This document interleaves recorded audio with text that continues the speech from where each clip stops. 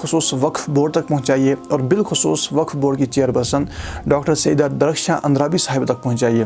آپ سبھی جانتے ہیں کہ پچھلے کچھ سالوں سے وقف بورڈ نے ایسے اقدامات اٹھائے ہیں جن کی بہت زیادہ حاجت تھی اور وہ یقیناً لائق ستائش ہیں۔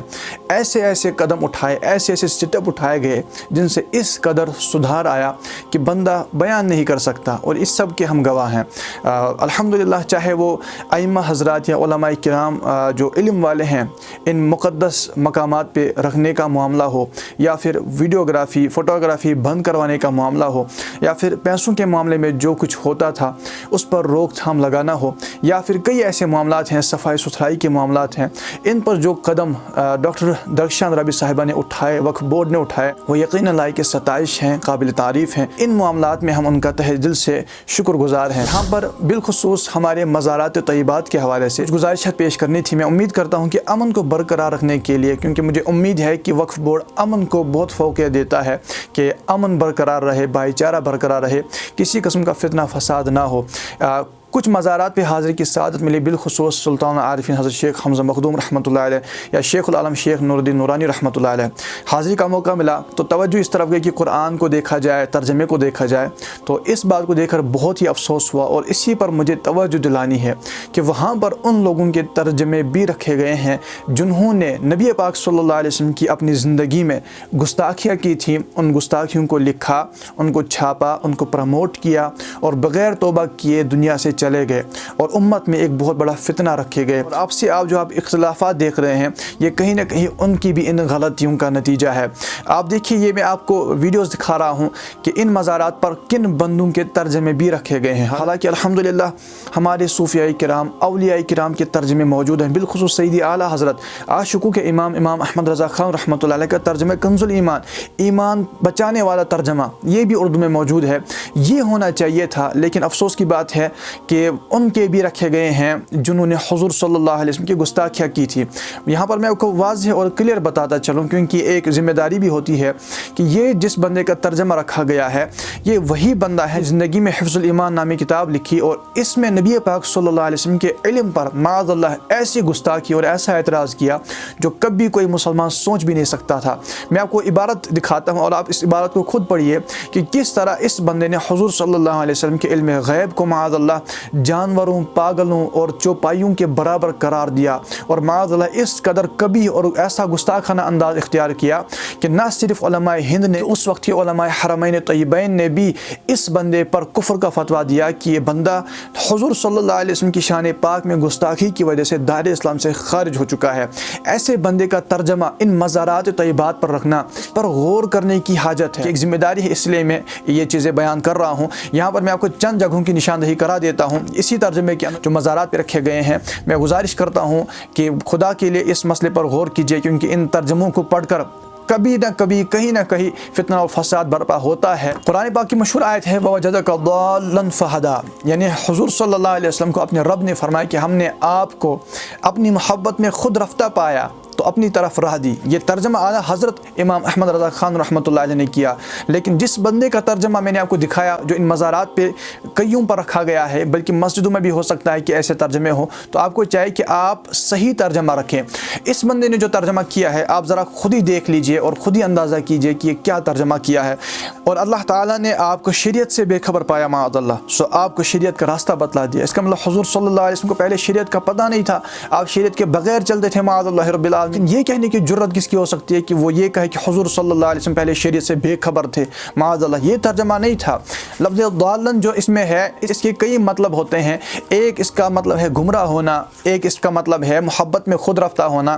اس بندے نے یہ نہ دیکھا کہ نبی پاک صلی اللہ علیہ وسلم کے لیے استعمال ہوا ہے۔ یہاں پر ہم یہ نہیں کہہ سکتے کہ حضور صلی اللہ علیہ وسلم شریعت سے بے خبر تھے، بلکہ قرآن تو خود کہتا ہے ما ضل صاحبکم وما غوا، کہ تمہارے صاحب یعنی نبی پاک صلی اللہ علیہ وسلم نہ بہکے ہیں نہ گمراہ ہوئے ہیں۔ تو جب اللہ تعالیٰ ایک جگہ خود فرما رہا ہے کہ یہ بہکے ہوئے نہیں ہیں، یہ گمراہ نہیں ہے، تو دوسری جگہ کیسے ہو سکتا ہے کہ یہ فرمائے کہ ہم نے آپ کو گمراہ پایا معاذ اللہ، ہم نے آپ کو شریعت کے راستے سے بے خبر پایا؟ پتہ چلا یہاں پر یہ نہیں تھا، بلکہ وَوَجَدَكَ ضَالًّا فَهَدَىٰ کا مطلب کہ ہم نے آپ کو اپنی محبت میں خود رفتہ پایا۔ اور یہ ضَالًّا کا لفظ محبت میں ایک اور جگہ پر بھی قرآن میں استعمال ہوا، یعقوب علیہ السلام کے بارے میں، جب ان کی اولاد نے ان کے بارے میں لفظ استعمال فرمایا، وہاں پر بھی یہ مراد نہیں کہ حضرت یعقوب علیہ السلام معاذ اللہ گمراہی میں تھے، نہیں، وہاں پر محبت کا معنی ہے، اور وہی یہاں پر ہے. اور اس بندے نے کیا ترجمہ کر دیا کہ ہم نے آپ کو شریعت سے بے خبر پایا.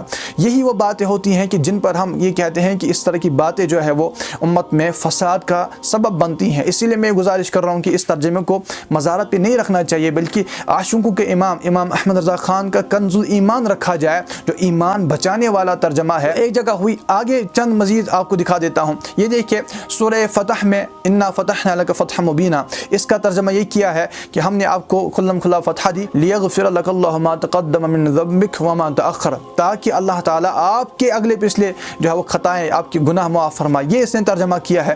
حالانکہ حضور صلی اللہ علیہ وسلم کے بارے میں تو مسلمان کا عقیدہ ہے کہ نبی پاک صلی اللہ علیہ وسلم، بلکہ ہر نبی گناہوں سے معصوم ہوتے ہیں، ان سے گناہ سرزد نہیں ہو سکتے، لیکن اس نے یہاں پر لکھا ہے کہ آپ کی خطائیں اگلی پچھلی اللہ تعالیٰ معاف فرمائے. یعنی آپ اندازہ لگا لیجئے، یعنی پچھلی کا مطلب ہے کہ جو پیچھے ہوئی، اگلی کا مطلب جو آگے جا کر خطائیں اور معاذ اللہ گناہ ہوں گے. اس کا مطلب نبی کے متعلق جو ہمارا عقیدہ ہے کہ وہ معصوم ہوتے ہیں وہ تو ختم ہو گیا نا، کیونکہ جس ہستی سے گناہ ہو سکتے ہیں وہ معصوم تو نہیں ہے. لیکن انبیاء کے بارے میں تو ہمارا عقیدہ یہ ہے کہ ان سے گناہ ہو ہی نہیں سکتے. تو درست ترجمہ کیا تھا وہ آپ اعلیٰ حضرت امام احمد رضا خان کی طرف چلے جائیے اور دیکھیے کہ ترجمہ کیا تھا.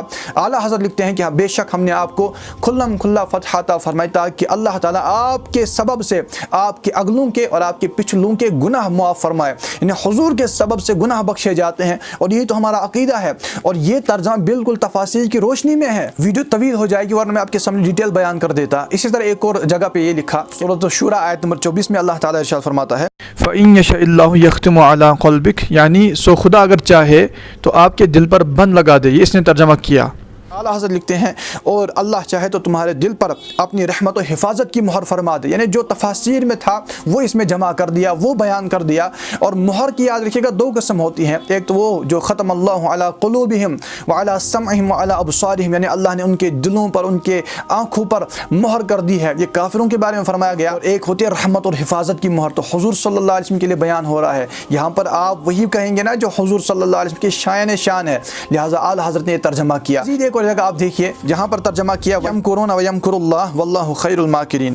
ترجمہ کیا کہ اس بندے نے اور وہ اپنی تدبیر کر رہے تھے اور اللہ میاں اپنی تدبیر کر رہے تھے، اور سب سے زیادہ مستحکم تدبیر والا اللہ ہے. اب دیکھیے یہاں پر اس نے اللہ کے لفظ اللہ میاں استعمال کیا ہے. حالانکہ واضح علماء کرام کے فتاوی جات موجود ہیں کہ اللہ کے بارے میں میاں کا لفظ استعمال نہیں کر سکتے.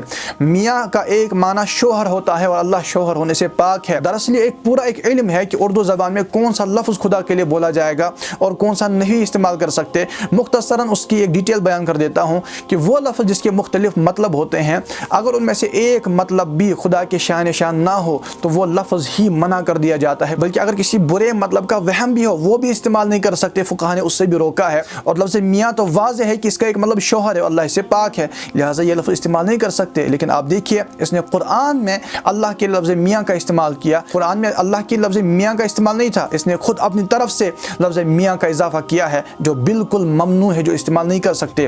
یہ چند جگہیں جو میں نے دکھائی ہیں، میں مزید بھی دکھا سکتا ہوں لیکن ویڈیو طویل ہو جائے گی. یہ بس نشاندہی کے طور پر میں نے عرض کیا کہ ترجمے کے اندر ہی اس طرح کے معاملات کر دیے گئے جس سے عقائد بگڑ جائیں. لہٰذا اس کا ترجمہ وہی پڑھا جائے گا جو عین قرآن و سنت کے مطابق ہو، عربی محاورات کے مطابق ہو، مفسرین کی تفاسیر کے مطابق ہو، جو پورا عربی جانتا ہو، جو پورا اردو کے الفاظ پر مہارت رکھتا ہو کہ کس جگہ پر کون سا لفظ استعمال کیا جائے گا. لہٰذا میں سب کو دعوت دیتا ہوں کہ اپنے گھروں میں کنز الایمان اعلیٰ حضرت رحمۃ اللہ علیہ کا ترجمہ رکھیں. پھر سے ایمان بچانے کے لیے گزارش کر رہا ہوں عوام اہل سنت سے اس ویڈیو کو آپ وقف بورڈ تک پہنچائے، بالخصوص ڈاکٹر سیدہ درخشاں اندرابی صاحبہ تک پہنچائے جو یقیناً امن کا ساتھ دینے والی ہیں. اور یقیناً مجھے امید ہے کہ وہ ایسی کوئی چیز مزارات اولیاء پر برداشت نہیں کر سکتی ہیں کہ جن سے کبھی فیوچر میں بھی کوئی فتنے اور فساد کا اندیشہ بھی ہو. بلکہ میں ریکویسٹ کرتا ہوں کہ ان مزارات پر ان بزرگوں کی صوفیاء کرام کی کتابوں کو رکھا جائے جس سے لوگوں کو واضح ہو کہ ان صوفیاء کرام نے، اولیاء کرام نے کیسی محبت کی، امن کی، اخوت کی، سلامتی کی، محبت کی، بھائی چارے کی تعلیمات دی ہیں. کوئی فتنہ اور فساد کی تعلیمات نہیں دی ہیں. اس ویڈیو کو ضرور شیئر کیجیے گا.